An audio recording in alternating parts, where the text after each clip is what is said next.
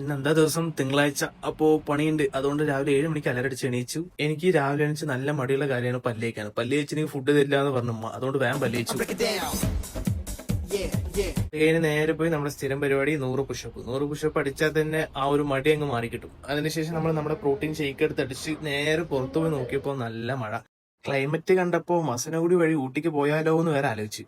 പിന്നെ പോയാലും പണിയൊന്നും അറിയുന്നതുകൊണ്ട് വേഗം പണിക്ക് കയറി ഇന്നത്തെ കാര്യങ്ങളൊക്കെ ചെയ്തു തീർത്തു. അപ്പോഴാണ് എന്റെ കൂട്ടുകാരൻ വിളിച്ചിട്ട് എടാ ഷാരിഖിന്റെ പുതിയ പോഡ്കാസ്റ്റ് ഇറങ്ങിയിട്ടുണ്ട് കണ്ടുനോക്കുന്നത്. അപ്പൊ ഞാൻ നേരെ പോയി ഷാരിഖിന്റെയും അതേപോലെ നമ്മുടെ പ്രതിപക്ഷ നേതാവിന്റെയും പോഡ്കാസ്റ്റ് ഉണ്ടായിരുന്നു, അത് കണ്ടു. സത്യം പറയാലോ, അടിപൊളി പോഡ്കാസ്റ്റ് ആയിരുന്നു. നമ്മുടെ ലൈഫിൽ കുറച്ച് സമയമൊക്കെ മാറ്റി വെച്ചുകൊണ്ട് ഇങ്ങനത്തെ ഓരോ വീഡിയോസും പോഡ്കാസ്റ്റ് ഒക്കെ കാണാൻ ശ്രമിക്കുക.